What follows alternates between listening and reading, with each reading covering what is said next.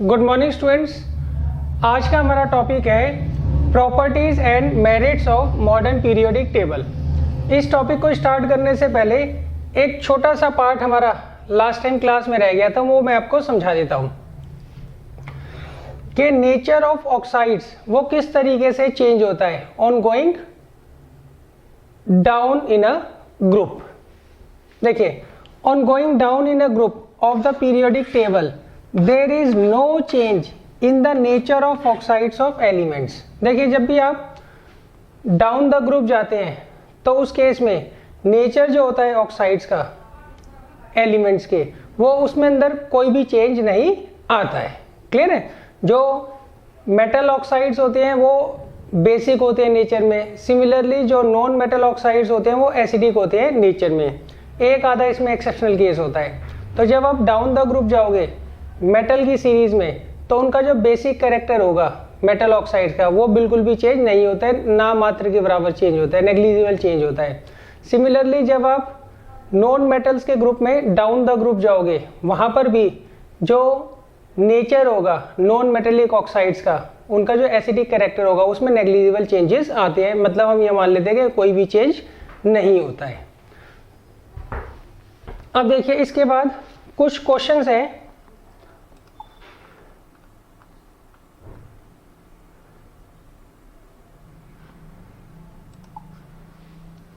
सबसे पहला क्वेश्चन है the position of three elements A B and C in the periodic table are shown here. यहाँ पर हमें तीन, एक तो ग्रुप 16 दे रखा है, ग्रुप 17 दे रखा है। यहाँ पर हमें तीन एलिमेंट्स के बारे में इन्होंने बताया है, ए सी और बी के बारे में। अब इन्होंने पूछा है state whether A is metal और नॉन मेटल। जो 17th ग्रुप होता है वो किसका होता है? वो नॉन मेटल्स का होता है। डेट मीन्स ए जो है वो क्या होगा? नॉन मेटल होगा। बी में उन्होंने पूछा है state whether C is more reactive और लेस रिएक्टिव देन ए। अब हमें ये बताना है सी और ए में कौन सा ज़्यादा रिएक्टिव होगा, सी और ए में कौन सा ज़्यादा रिएक्टिव होगा। तो देखिए, 17th ग्रुप जो है ये नॉन मेटल का ग्रुप है और नॉन मेटल का जो ग्रुप होता है उसमें जब आप डाउन द ग्रुप जाते हो तो आपको उसमें ये चेक करना है उसकी रिएक्टिविटी बढ़ती है या घटती है। उसी के अकॉर्डिंग हम ए और सी को डिसाइड करेंगे इनमें कौन सा ज़्यादा रिएक्टिव और कौन सा कम रिएक्टिव होगा।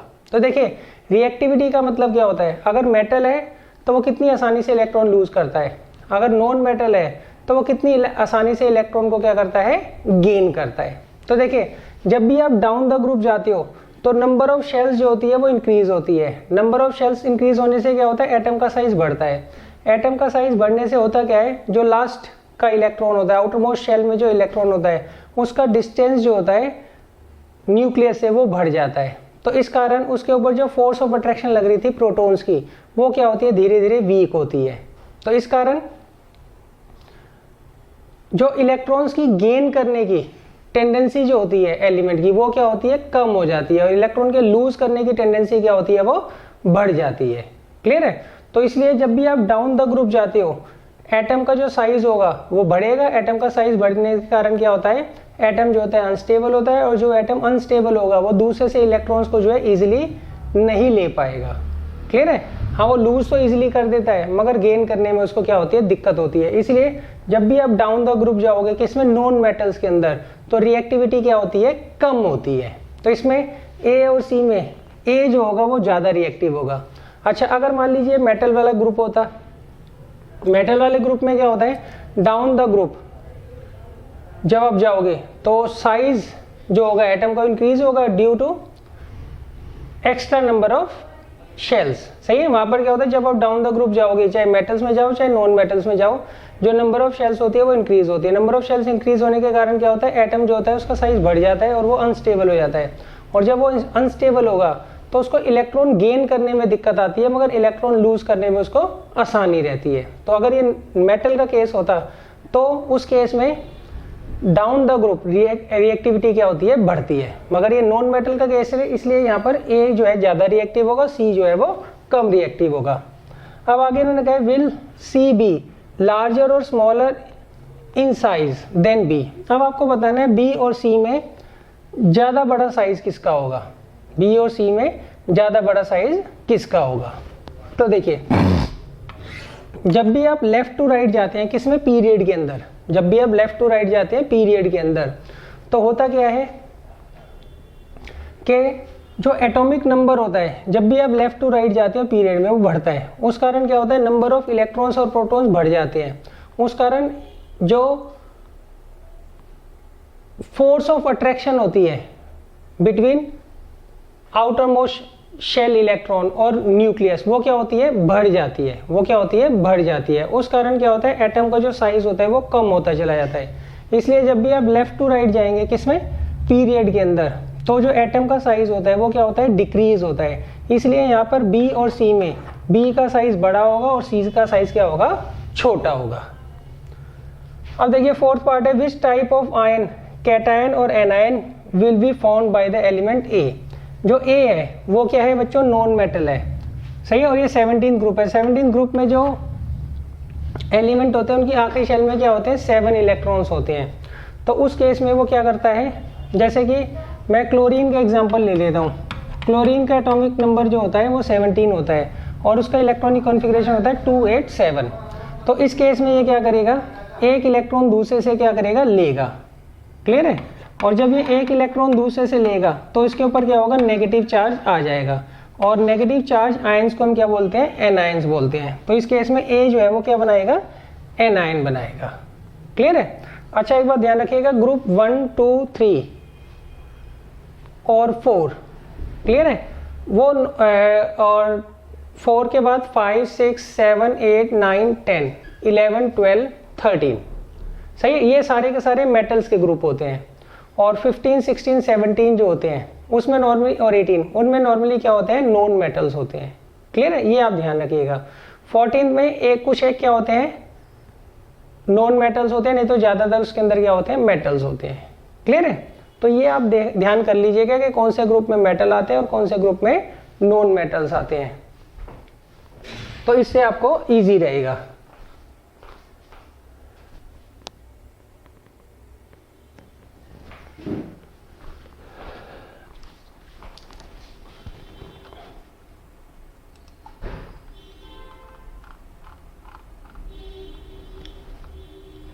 देखिए अब नेक्स्ट क्वेश्चन है,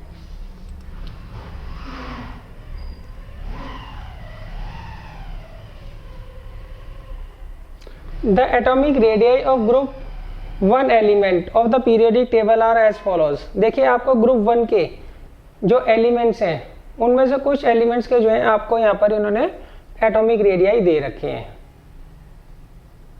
अच्छा अब इन्होंने पूछा गया arrange these elements in increasing order of their atomic radii.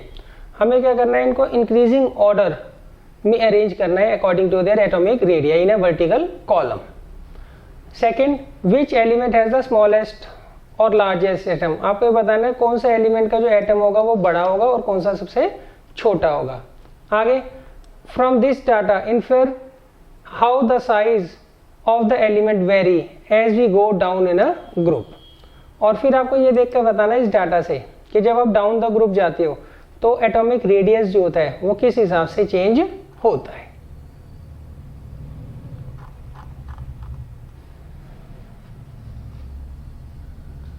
तो देखिए ये आपको ग्रुप 1 एलिमेंट्स के कुछ एलिमेंट्स के, सही लगभग सारे ही इन्होंने एलिमेंट्स जो है कवर कर लिए हैं, उसके एटॉमिक रेडियाई दे रखी हैं। तो पहले पार्ट में इन्होंने पूछा है arrange these elements in increasing of their atomic radii in a vertical column. तो देखिए सबसे कम जो है इनमें से किसका एटॉमिक रेडियाई है वो है लिथियम का, वो है 152।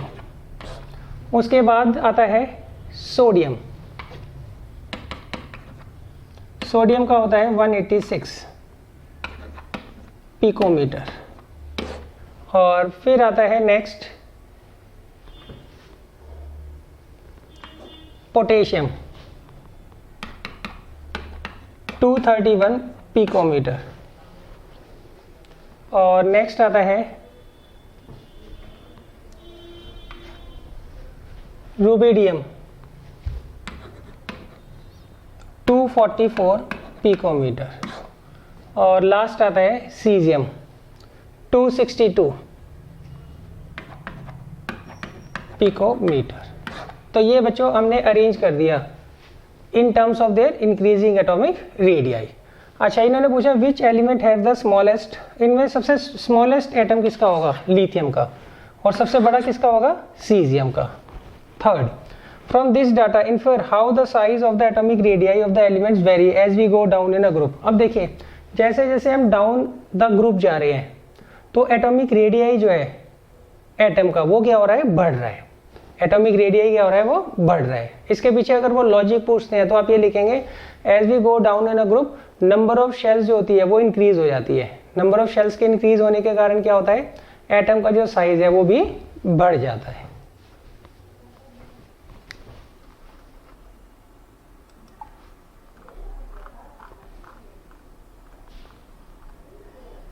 अब देखिए नेक्स्ट है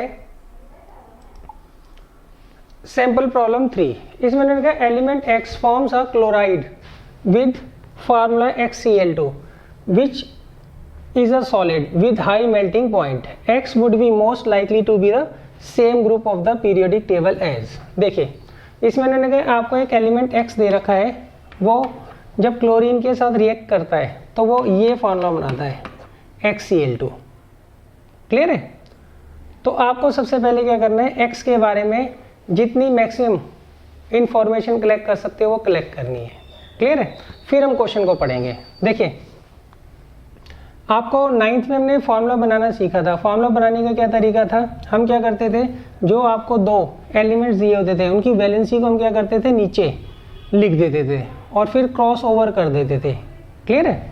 तो अब यहाँ पर जो फार्मूला है वो XCl2 है, तो इसका मतलब इसकी जो वैलेंसी होगी वो 2 होगी, क्योंकि क्लोरीन की वैलेंसी क्या होती है, 1 होती है। क्लियर है?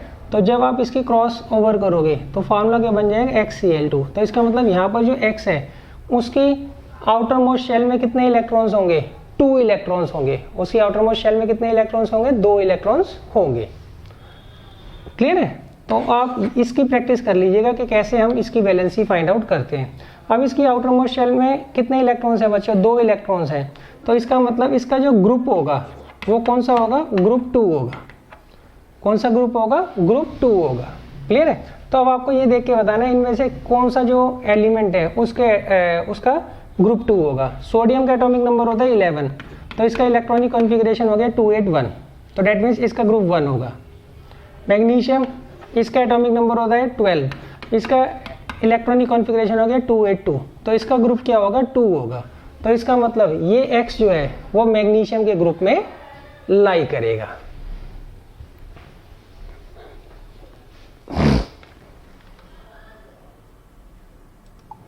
क्लियर है? आप एक बात ध्यान रखिए, एक ग्रुप में जितने भी एलिमेंट्स आते हैं उन सब का जो वैलेंस इलेक्ट्रॉन्स होते हैं, नंबर ऑफ वैलेंस इलेक्ट्रॉन्स हमेशा क्या होते हैं, सेम होते हैं। अब देखिए इसके बाद है सैंपल प्रॉब्लम 4। इसमें मैंने कार्बन का जो एटॉमिक नंबर होता है वो होता है 6 और सिलिकॉन का एटॉमिक नंबर होता है 14। सही है? ये दोनों के दोनों क्या होते हैं, सेम ग्रुप के अंदर आते हैं पीरियोडिक टेबल में। Give the electronic arrangement of the carbon and silicon atoms and state the group in which these 2 lies. तो देखिए कार्बन का इलेक्ट्रॉनिक कॉन्फ़िगरेशन आप कैसे निकालोगे, इसकी पहली शेल में तो 2 इलेक्ट्रॉन होते हैं, दूसरी शेल में कितने होते हैं, 4 इलेक्ट्रॉन्स होते हैं। वाइल जो सिलिकॉन है इसकी पहली शेल में 2 इलेक्ट्रॉन्स होते हैं, दूसरी में 8 और तीसरी में 4 इलेक्ट्रॉन होते हैं। क्लियर है? तो इस केस में देखिए इन दोनों की आउटर मोस्ट शेल में कितने इलेक्ट्रॉन्स हैं, 4 इलेक्ट्रॉन्स हैं। तो इसलिए इसका जो ग्रुप होगा वो कौन सा होगा बच्चों, 14th ग्रुप होगा। अगर किसी की आउटर मोस्ट शेल में 1 इलेक्ट्रॉन होता है तो वो फर्स्ट ग्रुप में होता है, किसी की आउटर मोस्ट शेल में 2 इलेक्ट्रॉन्स होते हैं वो सेकेंड ग्रुप में होता है। अगर किसी की आउटर मोस्ट शेल में इलेक्ट्रॉन 3 होते हैं तो वो 13th ग्रुप में होता है, अगर 4 होते हैं तो 14th ग्रुप में होता है। तो इसका मतलब इन दोनों का जो ग्रुप होगा वो कौन सा होगा, 14th होगा।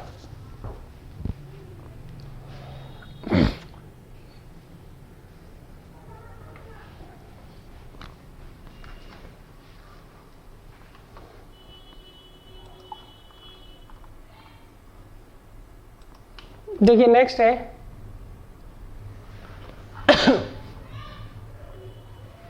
Sample problem 5। Name the 2 elements you would expect to show chemical reaction similar to magnesium। सही है, आपको बताना है ऐसे दो एलिमेंट्स के नाम लिखने हैं जिनकी केमिकल प्रॉपर्टीज किससे मैच करती होंगी, मैग्नीशियम से। क्लियर है? अच्छा, अब देखिए जब भी हम डाउन द ग्रुप जाते हैं, तो जितने भी एलिमेंट्स आएंगे वो क्या करेंगे, सिमिलर केमिकल प्रॉपर्टीज क्या करते हैं, शो करते हैं। तो इस हिसाब से मैग्नीशियम के ग्रुप में जो जो एलिमेंट्स आएंगे उनकी जो केमिकल प्रॉपर्टीज होंगी वो किसकी तरह होंगी, वो मैग्नीशियम की तरह ही होंगी। तो देखिए मैग्नीशियम का ग्रुप कौन सा होता है बच्चों, मैग्नीशियम का ग्रुप होता है 2। क्लियर है? क्योंकि इसकी आउटरमोस्ट शेल में कितने इलेक्ट्रॉन्स होते हैं, 2 इलेक्ट्रॉन्स होते हैं। तो इससे सिमिलर इस ग्रुप में कौन कौन से एलिमेंट्स आते हैं, एक तो आता है बेरिलियम और एक आता है कैल्शियम। क्यों? इन दोनों की आउटरमोस्ट शेल में कितने होते हैं, 2 इलेक्ट्रॉन्स होते हैं। इसका इलेक्ट्रॉनिक कन्फिगरेशन 2,2 होता है और इसका होता है 2,8,8,2। तो इन दोनों की जो केमिकल प्रॉपर्टीज होंगी वो मैग्नीशियम से मैच करेंगी।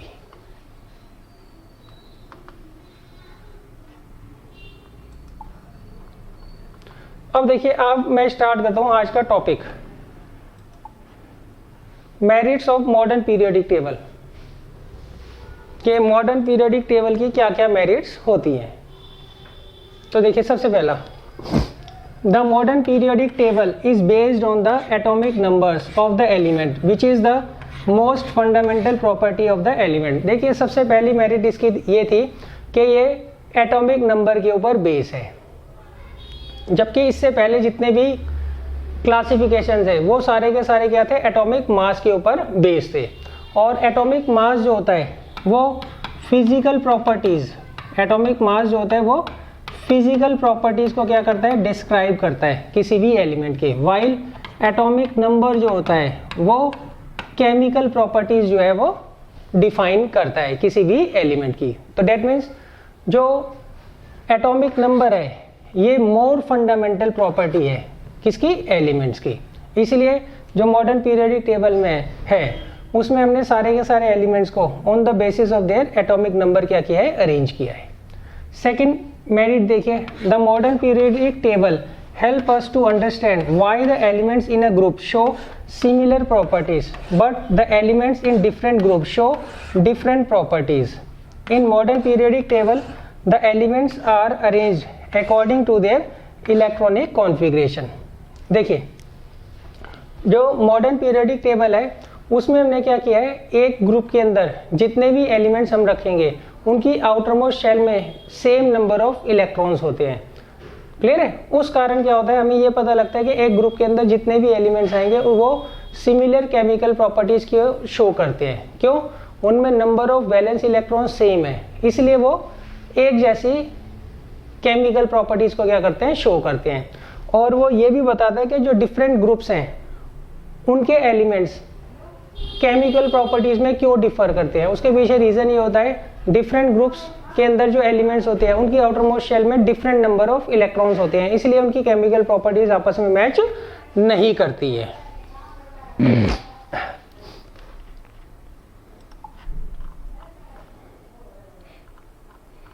देखिए थर्ड है, the modern periodic table explains the reason for periodicity in properties of elements. देखिए मॉडर्न पीरियोडिक टेबल ये भी एक्सप्लेन करता है कि वाई एक फिक्स इंटरवल के बाद जो केमिकल प्रॉपर्टीज होती है एलिमेंट्स की वो क्या करती है, अपने आप को रिपीट करती हैं। The modern periodic table relates the periodicity in the elements, periodicity in properties of elements to the periodicity in their electronic configuration. देखिए जो मॉडर्न पीरियोडिक टेबल है ये आपको ये भी एक्सप्लेन करता है कि जो एलिमेंट्स एक फिक्स इंटरवल के बाद अपनी प्रॉपर्टीज को क्यों रिपीट करते हैं। उसके पीछे रीजन ये होता है, एक फिक्स इंटरवल के बाद जो आउटर मोस्ट शेल में इलेक्ट्रॉन्स होते हैं वो क्या होते हैं, सेम हो जाते हैं। क्लियर है? तो इसलिए उनकी जो प्रॉपर्टीज है वो आफ्टर फिक्स इंटरवल के बाद क्या होती है, रिपीट करती है।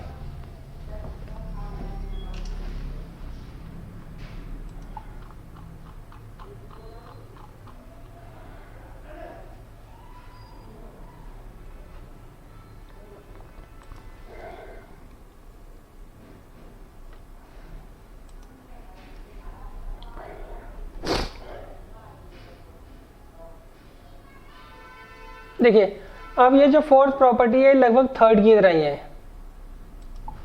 इसमें the modern periodic table tell us why the properties of the elements are repeated after 2, 8, 18 and 32 elements. देखिए जो मॉडर्न पीरियडिक टेबल है वो आपको ये भी एक्सप्लेन करती है कि कई बार पहली बार क्या होता है, जो प्रॉपर्टी होती है वो 2 एलिमेंट्स के बाद क्या करती है, रिपीट करती है, फिर 8 एलिमेंट्स के बाद रिपीट करती है, फिर 18 एलिमेंट्स के बाद क्या करती है, कुछ इंटरवल्स के बाद 18 एलिमेंट्स के बाद अपने आप को क्या करती है, रिपीट करती है, और कुछ इंटरवल के बाद वो क्या करती है 32 एलिमेंट्स के बाद क्या करती है, अपने आप को रिपीट करती है।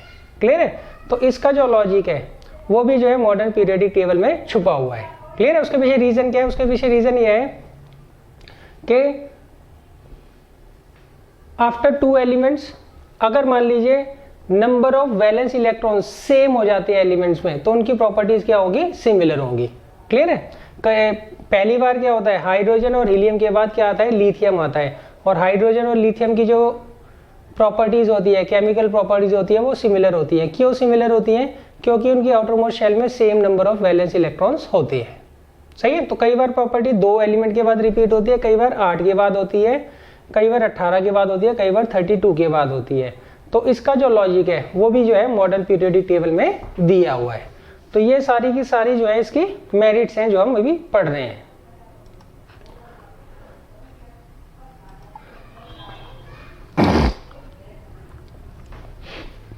अच्छा, अब देखिए इसके बाद there are no anomalies in the arrangement of elements in the modern periodic table, और इसमें कोई भी गलती जो है अरेंजमेंट में नहीं है जैसा कि पहले की क्लासिफिकेशंस में थी। अब देखिए इसके बाद आता है एडवांटेजेस ऑफ पीरियडिक टेबल। जो मॉडर्न पीरियडिक टेबल है उसके एडवांटेजेस क्या है? देखिए सबसे मेन जो एडवांटेज है, the periodic table has made the study of chemistry systematic and easy. इस कारण क्या हुआ है, केमिस्ट्री की जो स्टडी है वो सिस्टमेटिक और ईजी हो गई है। It acts as an aid to memory. In the periodic table और the elements have been divided into few groups. इसमें हमने क्या किया, जितने भी एलिमेंट्स हैं उनको कुछ ग्रुप्स में डिवाइड कर दिया है, और हर एलिमेंट्स, हर ग्रुप के अंदर जितने भी एलिमेंट्स होते हैं वो क्या करते हैं, सिमिलर केमिकल प्रॉपर्टीज को क्या करते हैं, शो करते हैं। It is much more convenient to study the properties of a few elements of each group than to study the properties of all the elements separately। देखिए अब मॉडर्न पीरियडिक टेबल जो है इसने केमिस्ट्री की जो study है उसको systematic और काफ़ी इजी बना दिया है। इसमें हम क्या करते हैं, सारे के सारे एलिमेंट्स को क्या करते हैं, कुछ ग्रुप्स के अंदर, 18 ग्रुप्स के अंदर हम क्या करते हैं, डिवाइड कर देते हैं।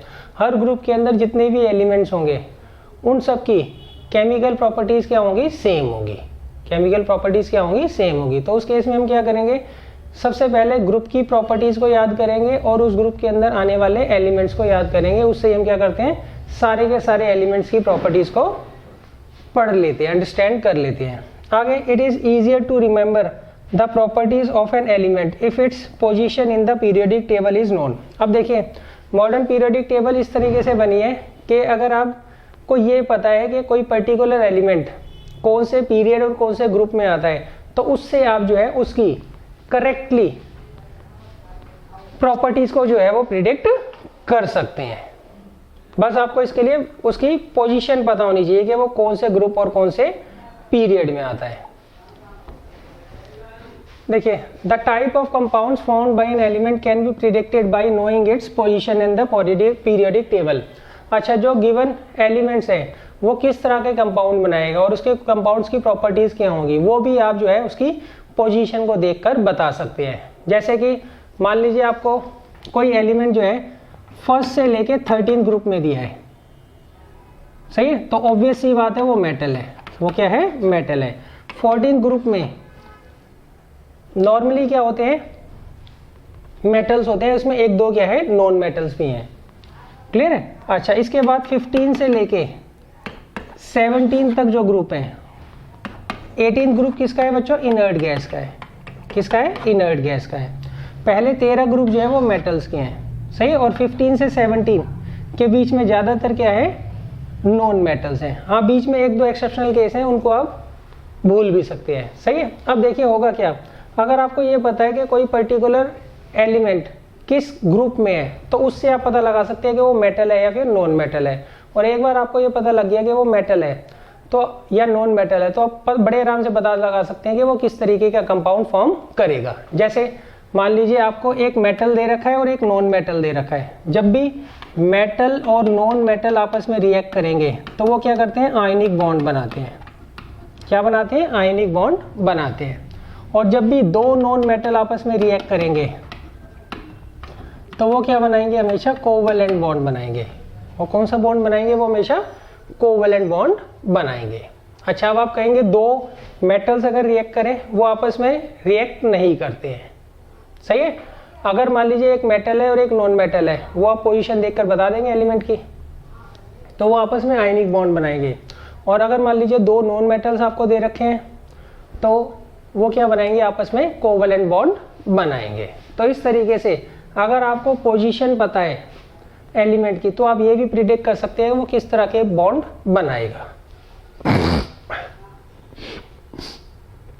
अच्छा, अब देखिए फोर्थ इसकी जो प्रॉपर्टी है, a periodic table chart is used as a teaching aid in chemistry in schools and colleges. अब देखिए जो मॉडर्न पीरियोडिक चार्ट है उसको हम लोग क्या करते हैं, टीचर लोग क्या करते हैं, यूज करते हैं टू,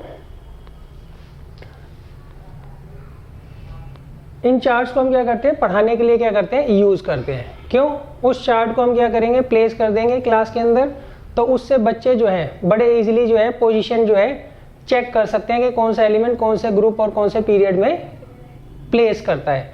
और उसके अकॉर्डिंग हम क्या कर सकते हैं, उसकी प्रॉपर्टीज को क्या कर सकते हैं, डिफाइन कर सकते हैं। अब देखिए मॉडर्न पीरियोडिक टेबल के ऊपर कुछ ऑब्जेक्टिव क्वेश्चंस आते हैं, तो उनके लिए आपको कुछ पॉइंट्स को जो है याद करना जरूरी है। तो सबसे पहला पॉइंट है कि आप पीरियड कैसे फाइंड आउट करते हैं। आपको एक एलिमेंट दे रखा है, आप उसमें देख लीजिए उसका इलेक्ट्रॉनिक कॉन्फ़िगरेशन क्या है। इलेक्ट्रॉनिक कॉन्फ़िगरेशन से आपको ये पता लग जाएगा कि उसमें कितनी नंबर ऑफ शेल्स हैं। जितनी नंबर ऑफ शेल्स होती हैं उतना उसका क्या होता है, पीरियड होता है। जैसे मान लीजिए सोडियम है, सोडियम का इलेक्ट्रॉनिक कॉन्फ़िगरेशन होता है 281, तो इसमें कितनी शेल्स हैं बच्चों, 3 शेल्स हैं, तो इसका मतलब इसका थर्ड पीरियड होगा। इसका कौन सा होगा, थर्ड पीरियड होगा। क्लियर है। अच्छा, सेकंड पॉइंट है, if two elements have the same valence shell then they belongs to the same group. अब अगर मान लीजिए आपको दो एलिमेंट्स दे रखे हैं, उनकी आखिरी शेल में सेम नंबर ऑफ इलेक्ट्रॉन्स हैं, तो इसका मतलब वो सेम ग्रुप में लाई करेंगे।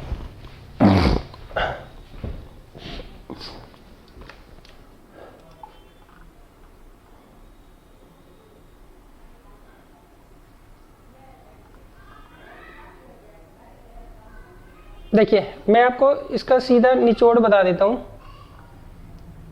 ऐसे काफी मुश्किल हो जाएगा। देखिए सबसे पहला पॉइंट है, अगर मान लीजिए आपको पीरियड फाइंड आउट करना है तो उसके लिए हम क्या करते हैं, नंबर ऑफ शेल्स गिनते हैं। जितनी नंबर ऑफ शेल्स है उतना क्या होगा, उसका पीरियड होगा। सेकंड, अगर मान लीजिए दो एलिमेंट्स आपको दे रखे हैं, उनमें सेम नंबर ऑफ शेल्स हैं, तो इसका मतलब वो सेम पीरियड में होंगे। वो क्या होंगे, सेम पीरियड के अंदर होंगे। क्लियर है। जैसे मान लीजिए आपको पहले जो है एलिमेंट दे रखा है सोडियम, सोडियम का इलेक्ट्रॉनिक कॉन्फ़िगरेशन होता है 281, तो इसमें कितनी शेल्स हैं, 3 शेल्स हैं, तो इसका मतलब ये थर्ड पीरियड में होगा। ये किस में होगा, थर्ड पीरियड में होगा। अच्छा, सेकंड देखिए, मान लीजिए आपको सोडियम और मैग्नीशियम दे रखा है। सोडियम का इलेक्ट्रॉनिक कॉन्फ़िगरेशन होता है 281, मैग्नीशियम का होता है 282, तो यहाँ पे देखिए यहाँ पे भी 3 number of, total number of shells कितनी है, 3 है। यहाँ पे भी कितनी शेल्स हैं, 3 है, तो इसका मतलब इनका सेम पीरियड होगा। इनका क्या होगा, सेम पीरियड होगा। अच्छा, अब नेक्स्ट देखिए, अगर किसी की आउटर मोस्ट शेल में 1 इलेक्ट्रॉन है तो वो फर्स्ट ग्रुप में होगा। किसी की आउटर मोस्ट शेल में 2 इलेक्ट्रॉन है तो वो सेकंड ग्रुप में होगा। अगर किसी की आउटर मोस्ट शेल में 3 इलेक्ट्रॉन है तो वो 13th ग्रुप में होगा। अगर किसी की आउटर मोस्ट शेल में 4 इलेक्ट्रॉन्स है तो वो 14th ग्रुप में होगा। किसी की आउटर मोस्ट शेल में 5 इलेक्ट्रॉन्स हैं तो वो 15th ग्रुप में होगा। किसी की आउटर मोस्ट शेल में 6 इलेक्ट्रॉन्स है तो वो 16th ग्रुप में होगा, और 7 है तो 17th ग्रुप में होगा। और अगर मान लीजिए उसकी आउटर मोस्ट शेल कंप्लीट है तो वो कौन से ग्रुप में होगा, वो 18th ग्रुप में होगा। अच्छा, आपको कैसे पता लगता है कि दो पर्टिकुलर एलिमेंट्स जो हैं वो एक ही ग्रुप में लाई करते हैं? अगर उनकी आउटर मोस्ट शेल में सेम नंबर ऑफ इलेक्ट्रॉन्स हैं तो वो एक ही ग्रुप में लाई करेंगे।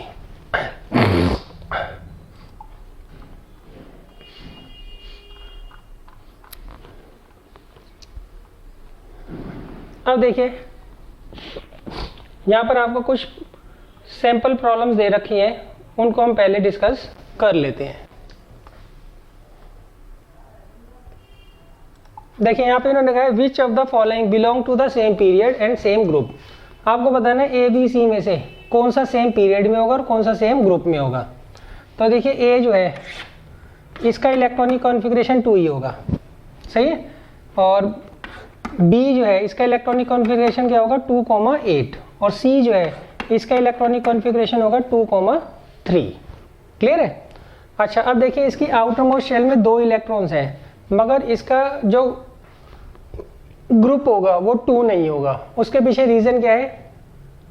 क्योंकि ये हीलियम है। हीलियम की आउटर मोस्ट शेल में 2 इलेक्ट्रॉन्स होते हैं, मगर उसके बावजूद भी वो सेकंड ग्रुप में नहीं होता है। क्यों? इसकी आउटर मोस्ट शेल क्या होती है, कंप्लीटली फिल होती है, इसलिए इनर्ट गैस होता है। इसलिए इसका ये क्या होगा, ये 18th ग्रुप होगा। कौन सा ग्रुप होगा इसका? 18th ग्रुप होगा। और इसका पीरियड क्या होगा, इसमें नंबर ऑफ शेल्स कितनी है 1, इसलिए फर्स्ट पीरियड से ये बिलोंग करेगा। किससे बिलोंग करेगा? ये फर्स्ट पीरियड से बिलोंग करेगा। First period and 18th group से ये बिलोंग करेगा। सेकंड एलिमेंट बी है, इसका इलेक्ट्रॉनिक कॉन्फ़िगरेशन 2,8 है, तो इसकी आउटर मोस्ट शेल क्या है, कंप्लीटली फिल है, तो इसलिए 18th ग्रुप का एलिमेंट है। सेकंड, इसमें नंबर ऑफ शेल्स कितनी है 2, इसलिए सेकंड पीरियड से ये बिलोंग करेगा। अब नेक्स्ट एलिमेंट है सी 2,3। देखिए इसकी आउटर मोस्ट शेल में 3 इलेक्ट्रॉन है, इसका मतलब ये 13th ग्रुप से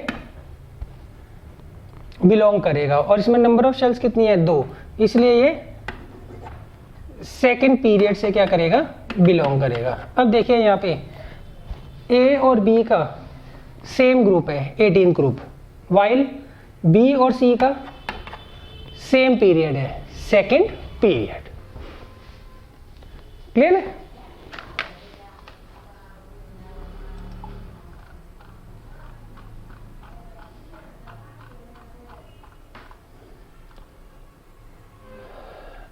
अब देखिए इसके बाद आता है सैंपल प्रॉब्लम 2। इसमें लिखा है in the following set of elements one element does not belong to the set, select this element and explain why it is does not belong to the group. देखिए इसमें उन्होंने कहा एक जो एलिमेंट है वो इस ग्रुप से बिलोंग नहीं करता है, तो उसके बारे में आप बताइए और उसका रीजन भी बताइए। सबसे पहला एलिमेंट है ए, इसका एटॉमिक मास जो है वो 27 है और एटॉमिक नंबर 13 है। एटॉमिक नंबर 13 है तो 283 इसका इलेक्ट्रॉनिक कॉन्फ़िगरेशन हो गया। दूसरा एलिमेंट है बी, इसका एटॉमिक मास 24 है और एटॉमिक नंबर 12 है। 12 है तो इसका मतलब 282 इसका इलेक्ट्रॉनिक कॉन्फ़िगरेशन हो गया। तीसरा एलिमेंट है सी, इसका एटॉमिक नंबर जो है वो 11 है, तो इसका इलेक्ट्रॉनिक कॉन्फ़िगरेशन हो जाएगा 281। थर्ड है डी, इसका एटॉमिक नंबर कितना है 10, तो इसका मतलब ये 2,8 इसका इलेक्ट्रॉनिक कॉन्फ़िगरेशन हो गया। तो देखिए ए जो है उसका जो ग्रुप है ए का वो होगा 13 ग्रुप, और पीरियड कितने होंगे इसमें 3। नेक्स्ट बी जो एलिमेंट है इसमें इसका ग्रुप कौन सा होगा बच्चों, 12th ग्रुप होगा, सेकंड ग्रुप होगा। कौन सा ग्रुप होगा, सेकंड ग्रुप होगा, और पीरियड कितना होगा 3। सी जो है इसका जो ग्रुप होगा फर्स्ट ग्रुप होगा इसका, और पीरियड कितना होगा 3। और डी देखिए इसका जो ग्रुप होगा 18th होगा, क्यों, इसकी आउटर मोस्ट शेल कंप्लीट है, और पीरियड कितना होगा इसका सेकंड। तो देखिए यहाँ पे जो डी है ये क्या है, इस सही सेट से बिलोंग नहीं करता है। क्यों बिलोंग नहीं करता है, क्योंकि ए बी और सी इन तीनों का थर्ड पीरियड है, वाइल डी जो है इसका कौन सा पीरियड है बच्चों, इसका सेकंड पीरियड है। तो यहाँ पे डी जो है वो ऑड एलिमेंट है, डी जो है वो इस सेट से बिलोंग नहीं करता है।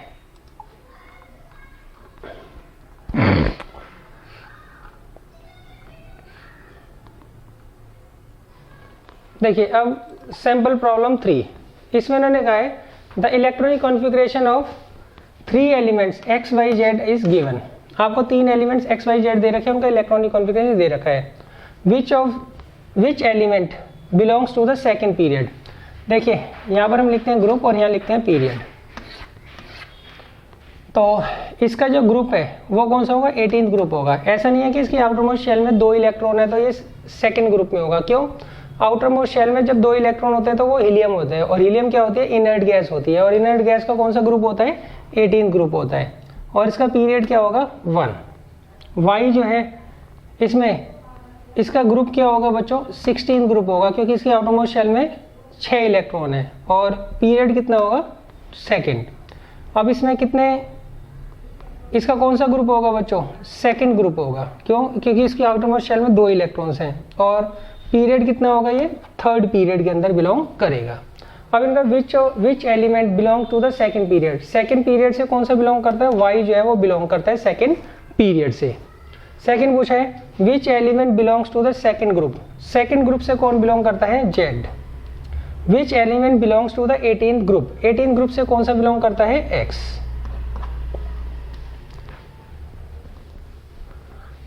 तो बच्चों इनके जो फंडामेंटल है कि आपको किस तरीके से ग्रुप और पीरियड डिसाइड करना है, उसकी आप प्रैक्टिस कर लीजिएगा। अब देखिए सैंपल प्रॉब्लम 4, इसमें उन्होंने कहा the atomic number of 3 elements A B C are given below. यहां पर आपको 3 एलिमेंट्स ए बी और सी दे रखे हैं, उनका एटॉमिक नंबर आपको गिवन है। आगे पूछा giving reason state which 2 elements will show similar chemical properties. इनमें से कौन से 2 एलिमेंट्स जो है सिमिलर केमिकल प्रॉपर्टीज शो करेंगे। देखिए एक ग्रुप में जितने भी एलिमेंट्स आते हैं वो सिमिलर केमिकल प्रॉपर्टीज को क्या करते हैं, शो करते हैं। और एक ग्रुप में हम कैसे डिसाइड करेंगे कि कौन से एलिमेंट्स आएंगे, उनके same number of valence electrons होने चाहिए। तो उसके लिए हम इलेक्ट्रॉनिक कॉन्फ़िगरेशन देखते हैं। इसका इलेक्ट्रॉनिक कॉन्फ़िगरेशन आएगा 2,1, इसका आएगा 2,7 और इसका आएगा 2,8,1। तो यहाँ पर देखिए ए और सी जो है दोनों के दोनों ग्रुप 1 में बिलोंग करेंगे। जब ये दोनों सेम ग्रुप में बिलोंग कर रहे हैं तो इसका मतलब ये सिमिलर केमिकल प्रॉपर्टीज को भी क्या करेंगे, शो करेंगे। एक ग्रुप में जितने भी एलिमेंट्स होते हैं वो हमेशा सिमिलर केमिकल प्रॉपर्टीज क्या करते हैं, शो करते हैं। अब देखिए इसके बाद आता है sample problem 5।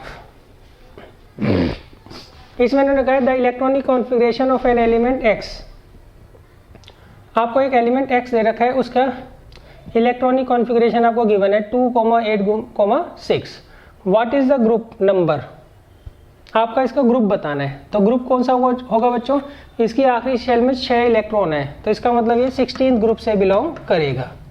Second what is the period number, इसका पीरियड नंबर क्या होगा, इसमें टोटल नंबर ऑफ शेल्स कितनी है, 3, तो ये थर्ड पीरियड से बिलोंग करेगा। Next what is the number of valence electrons in an atom of x. इसमें नंबर ऑफ वैलेंस इलेक्ट्रॉन्स क्या होंगे, 6। वैलेंस इलेक्ट्रॉन्स मतलब आखिरी शेल में कितने इलेक्ट्रॉन्स होंगे। What is the valency of x, x की वैलेंसी क्या होगी, 2। क्लियर है, वैलेंसी का मतलब क्या होता है, कितने इलेक्ट्रॉन्स वो ले दे या शेयर करे, ताकि उसका जो इलेक्ट्रॉनिक कॉन्फ़िगरेशन है वो नियरेस्ट नोबेल गैस जैसा हो जाए। तो इसको अपनी आखिरी शेल में 8 इलेक्ट्रॉन करने के लिए 2 इलेक्ट्रॉन्स चाहिए, इसलिए इसकी जो वैलेंसी होगी वो क्या होगी, 2 होगी।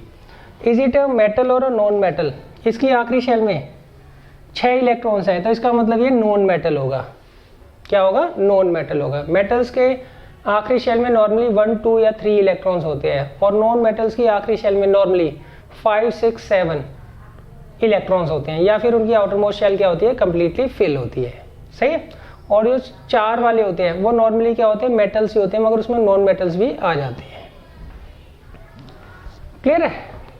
तो बच्चों आपको पीरियोडिक टेबल को अच्छे तरीके से पढ़ लेना है, उससे आप बड़े आराम से क्वेश्चंस के आंसर्स दे पाएंगे।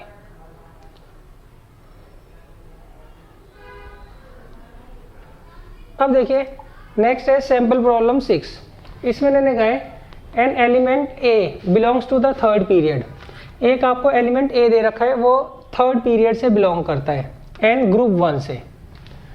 जो एलिमेंट ए है इसका पीरियड तो थर्ड है, और ग्रुप कौन सा है, फर्स्ट ग्रुप है। आगे इन्होंने पूछा है the number of valence electrons in its atom. आपको इसमें नंबर ऑफ वैलेंस इलेक्ट्रॉन्स बताने हैं इसकी वैलेंसी बतानी है, ये बताना है ये मेटल है या नॉन मेटल है, और इस एलिमेंट का नाम भी बताना है, नेम ऑफ द फैमिली, और ये किस फैमिली से बिलोंग करता है उस फैमिली का आपको नाम भी बताना है। क्लियर है?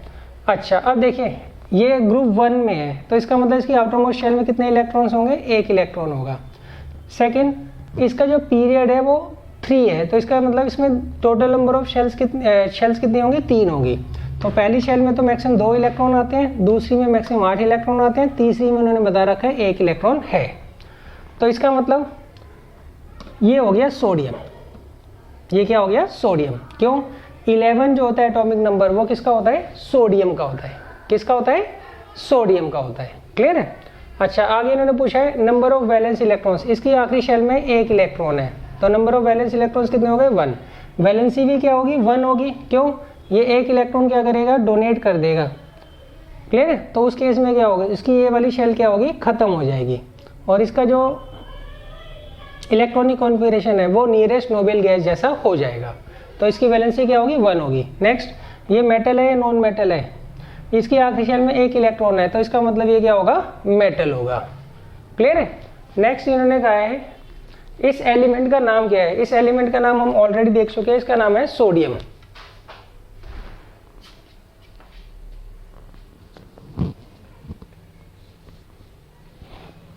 और लास्ट पार्ट है ये किस ग्रुप से बिलोंग करता है, उस ग्रुप का हमें क्या करता है? नाम बताना है। और इस ग्रुप का नाम होता है एल्कली मेटल ग्रुप।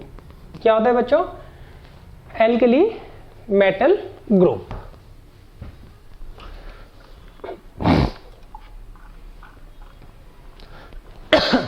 अब देखिए इसके बाद आता है periodic table and chemical bonding.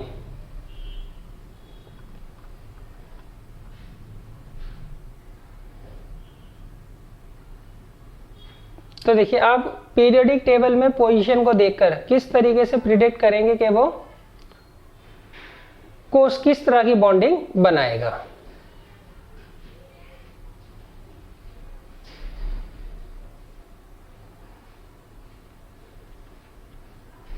तो देखिए इसके लिए आप कुछ पॉइंट्स देख लीजिए।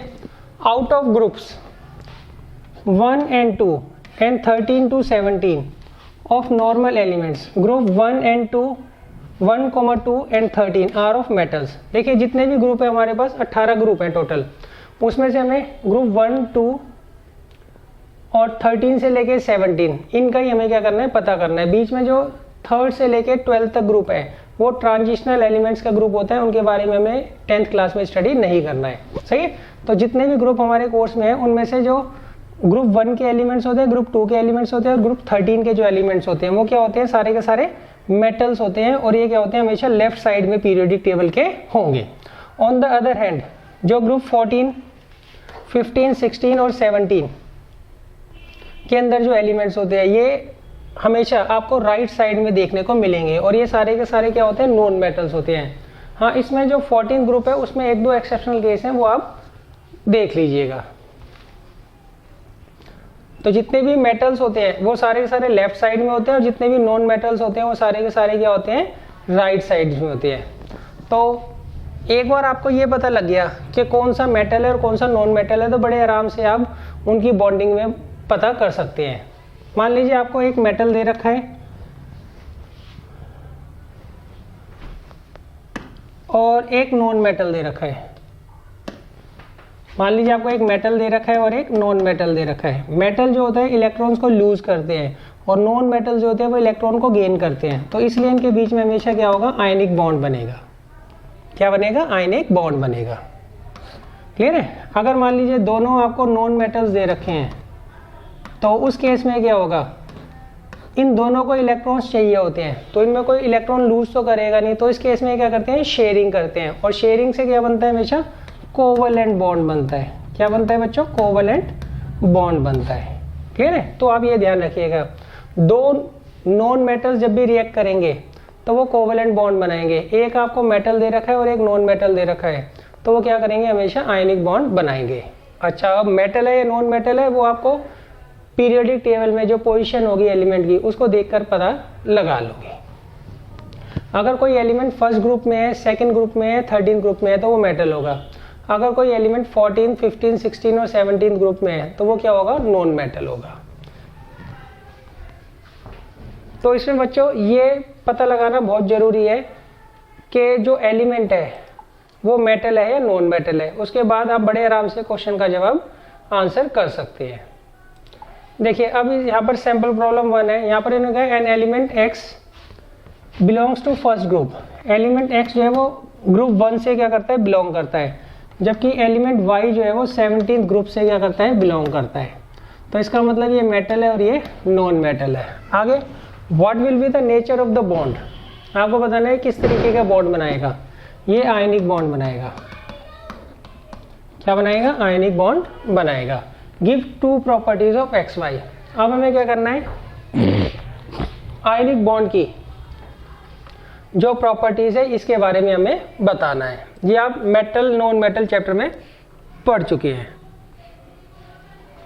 क्लियर है। तो आप क्या करेंगे, कोई सी भी 2 प्रॉपर्टीज जो है वो आयनिक बॉन्ड्स की यहां पर लिख देंगे। अब देखिए सैंपल प्रॉब्लम 2 में उन्होंने कहा an element x in a group 13। आपको एक एलिमेंट दे रखा है एक्स, वो 13 ग्रुप में है। तो इसका मतलब इसकी आउटर मोस्ट शेल में कितने इलेक्ट्रॉन्स होंगे, 3 इलेक्ट्रॉन्स होंगे। What is the formula of its oxide, जो ऑक्सीजन होता है, सही है, उसकी आउटर मोस्ट शेल में कितने इलेक्ट्रॉन्स होते हैं, 6 इलेक्ट्रॉन्स होते हैं, इसलिए इसकी वैलेंसी क्या होती है, 2 होती है। तो x की वैलेंसी हो गई 3, ऑक्सीजन की वैलेंसी हो गई 2। अब हमें क्या करना है, जब ये आपस में रिएक्ट करेंगे तो जो कंपाउंड बनेगा उसका फार्मूला हमें डिराइव करना है। तो उसके लिए हम क्या करते हैं, क्रॉस ओवर कर देते हैं। तो इसका फार्मूला होगा X2O3। ऐसे क्रॉस ओवर कर देंगे तो उससे हमारा फार्मूला बन जाएगा। तो फार्मूला ऑफ द कंपाउंड क्या होगा, X2O3।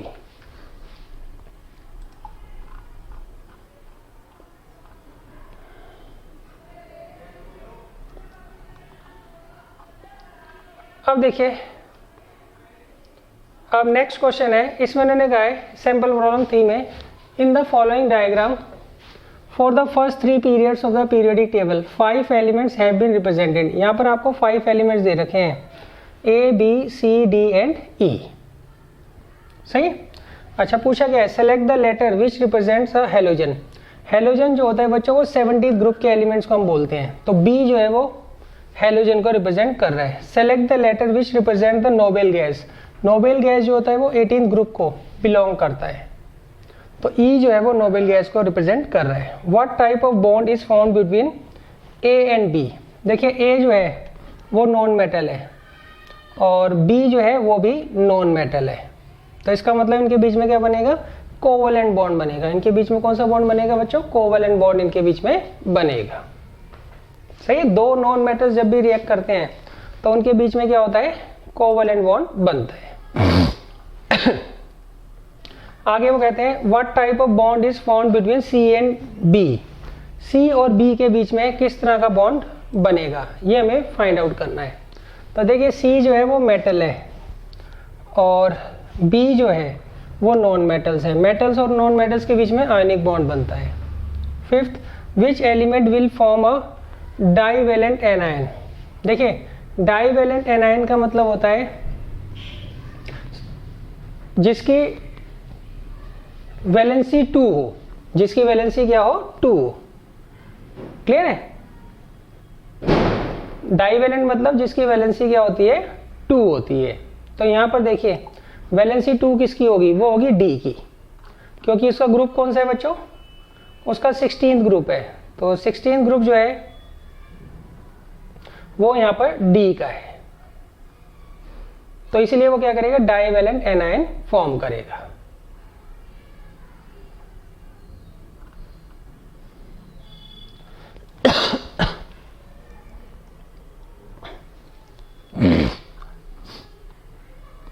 देखिए आगे है sample problem 4। The element X Y Z belongs to the group 2, 4 and 16। X का जो ग्रुप है वो सेकंड है, इसका 14th है और इसका 16th है। इसकी आउटर मोस्ट शेल में 2 इलेक्ट्रॉन्स होंगे, इसके 4 और इसके 6। आगे उन्होंने पूछा विच 2 elements will form covalent bond. तो इनमें देखिए ये दोनों नॉन मेटल्स हैं तो ये कोवैलेंट बॉन्ड फॉर्म करेंगे। Which two elements will form ionic bond, इनमें से कौन से दो आयनिक बॉन्ड फॉर्म करेंगे? ये X और Z जो है वो क्या करेंगे? आयनिक बॉन्ड फॉर्म करेंगे। क्लियर है? आयनिक बॉन्ड हमेशा क्या होता है? एक मेटल और एक नॉन मेटल के बीच में फॉर्म होता है।